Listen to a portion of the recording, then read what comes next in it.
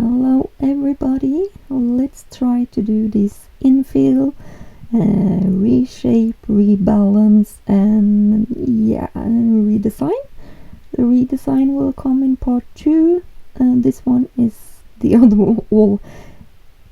This one is all the other things that I said.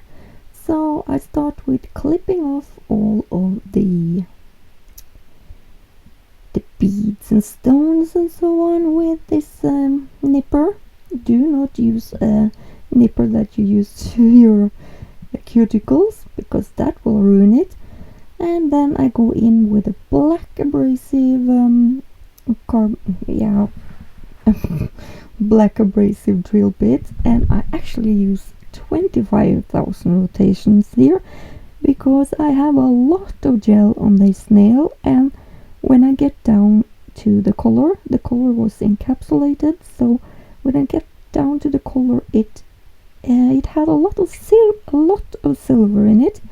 That might have been the reason why it was so hard to remove. I struggled so much to remove this, the efile struggled to really get this blue and gold glitter off my nails.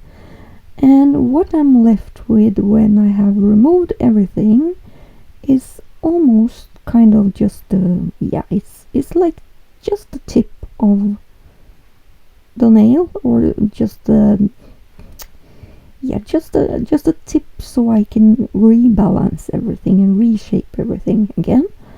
And you really need to be in control when you are using 25,000 rotations per minute. You need to know what you're doing with your efile. So I just love using my efile. It's my best friend when it comes to nails. And I had to go up this way to do this corner on my nail, but you should be careful to do it that way because you can hurt yourself if you are this will skip out. And here I was supposed to just remove the collar of the tip, but I ended up removing most of it because I had to check around the cuticles if there was some lifting, because as you can see I had full cover gel here, so it's not easy to see if there is some lifting, so I needed to be a little bit thinner before I can see if there was some lifting or not. But it wasn't, so I was happy. But it took some time to dig through all this gel. But I'm only doing it on these 2 fingers here for you, or else it will be a really long video. I started with actually 8.5 hours of editing raw material, so that is why this video comes in 2 parts. The design video will come up in 1 or 2 days if you watch this whenever it comes out, or when it comes out. If it has been out for a while, the part 2 will be right behind this one. So you can see I started to just remove the tip, most of the tip, but I ended up removing everything. So it's like you're beginning almost at a scratch, but you still have the tip, so you just need to reshape everything, and especially the balance point of your nail, the apex area and so on. You will see when we get there.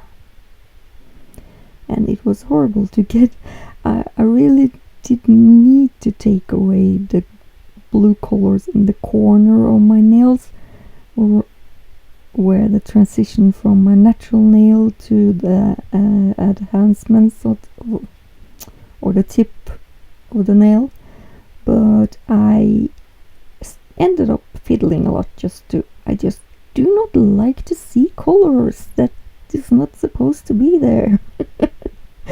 So I removed that too.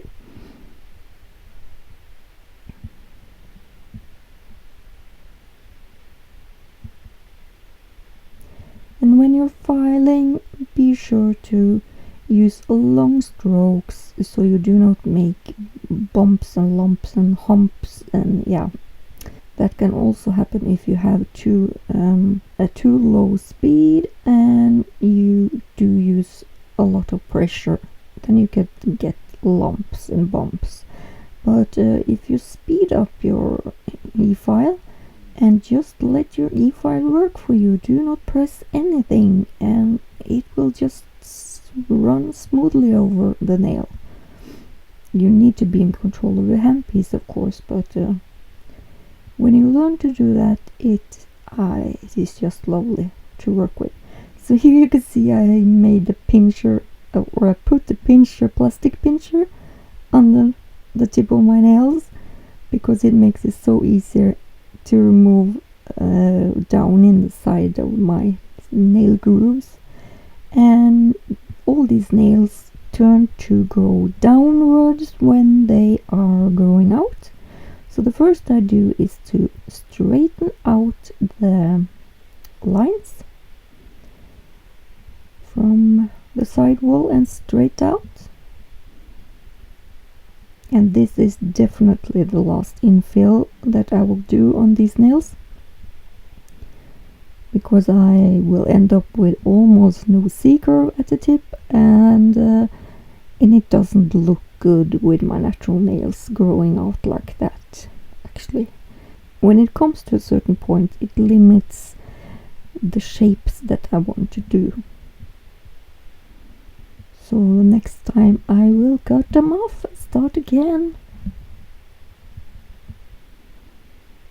And I'm just going over and buff over the whole nail, so it's no lumps and bumps, because when you're putting on gel over lumps and bumps, the bumps will just follow you from layer to layer and all the way to the top. So gel needs a smooth surface to adhere to.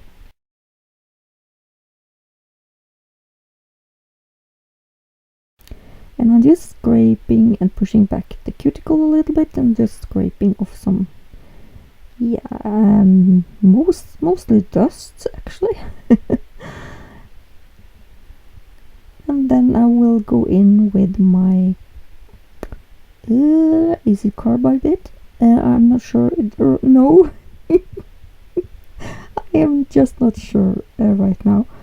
It is the bits for the cuticles after I clean the nails, so they are looking chalky white, but I go in with this needle, almost needle shape. It's not a needle shape, it's diamond shape drill bit in blue abrasive, because my skin and my nail can handle the blue abrasive, because I have a dry skin type, as you can see. It is really dry, and I just go around and remove all the cuticles, dead cuticle, dead skin on the side walls, and I spread the cuticle, or I lift the cuticle in the back. That comes later, but first I go from in forward.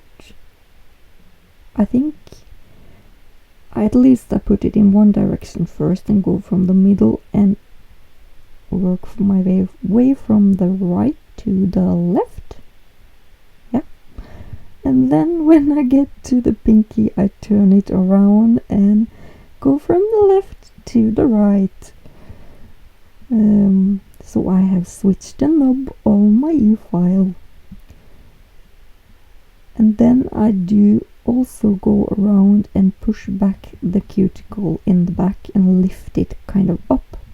So it's easier for me when I go back again. You see I put the clamp on again in the back, the plastic clamp, because that if I had a client, I would have pinched that nail with my finger, so I would have tightened that skin, and it is so easy for me to get rid of that dead skin in the back where I'm working now. You will see some white thing flying off, but when I do it on myself, it is so hard to spread my skin or tighten my skin.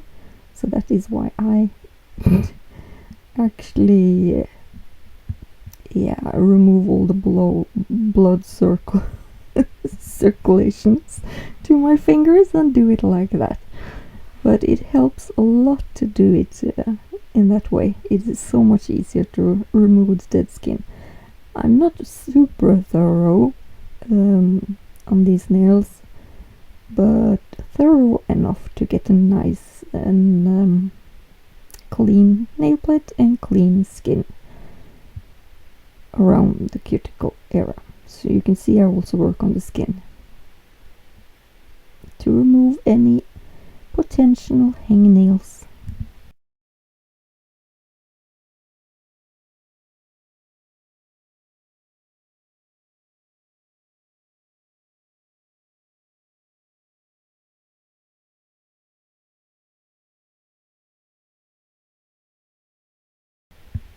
So here I'm not working on the nail plate at all. I'm just working on removing the dead skin that is around that I have lifted up.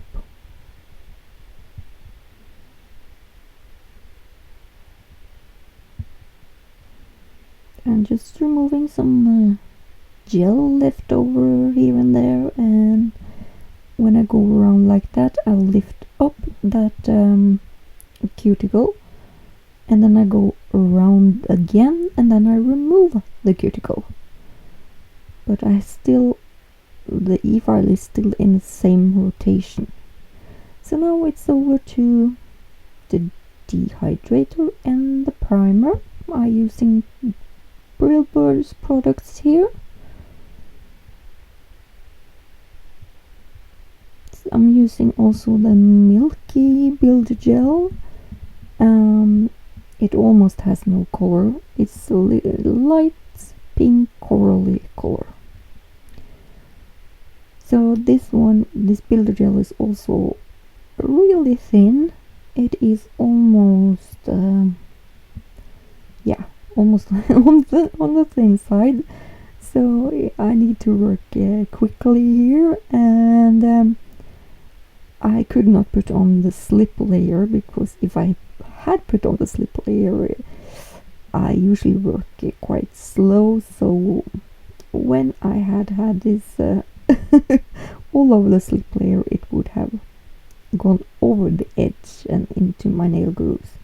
So I kind of start on one side and do the other side, and then I do the front and the sides. And on the last layer after I cured it, I usually put on something in the middle and down like that. And I try to keep the side walls pretty thin. So I'm just putting something in the middle, and of course in the back where the new apex area is supposed to be. And I also use the gravity to help me with the shape. So you can see I move around my brush a lot, like in tiny circles. I just move it up and around where I want the gel to lay, and then I start to stroke it downwards again. So I start maybe 3 millimeter from the back, and then I work it up to almost to the cuticles, and then I work it down again. And the second layer I go over, and mostly, as I said, mostly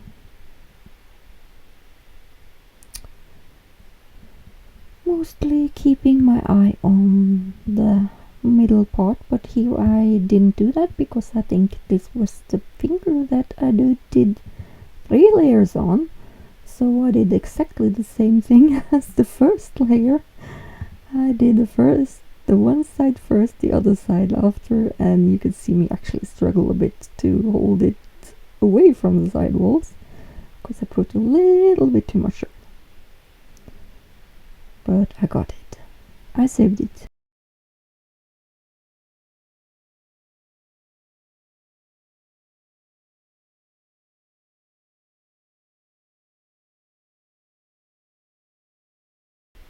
So when you're working with this kind of thin builder gel, you also of course need thinner layers, because it will run away from you if you put too much on, if you're not really good at keeping track of the gels, of course. But it was kind of hot in my nail room also, so that also makes it a lot softer.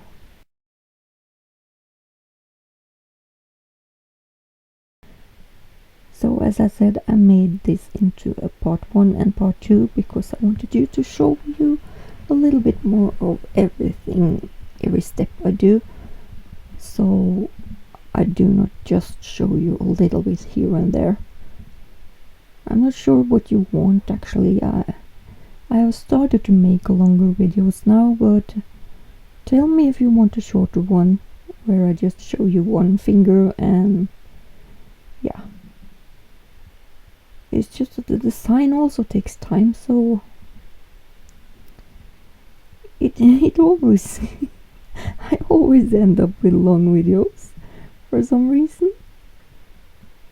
But it is just me. I cannot do it any other way. I did it before, but I have no idea how I did it.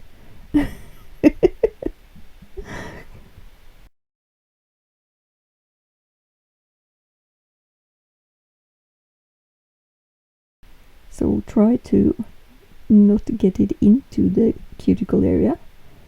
On this layer it actually looks like this third layer I actually put down the slip layer. As you can see, a slip layer means that you just put down, I wipe all over the nail like a what am I going to say? I make this area where I want the gel to stay within, and when you put the gel on, it's supposed to not go over that border. It's just if you put too much in that inside of the border, it would flow over that edge again. I'm not sure if that made any sense, but it does that when you have such low viscosity gel.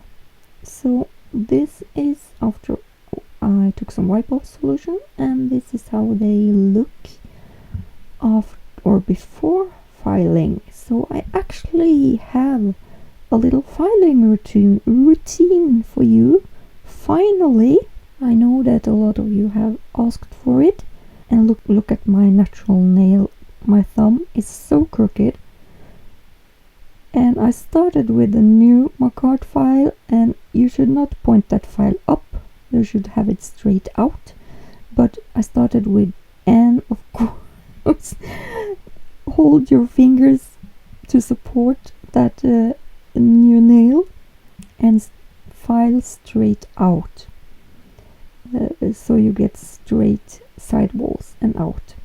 And I was showing you not to angle the file upwards, so you do not get a nick, like a nick in the where your natural nail plates go over into the rest of the tip.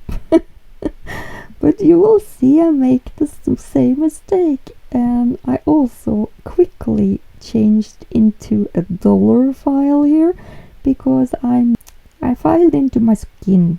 I filed into my skin.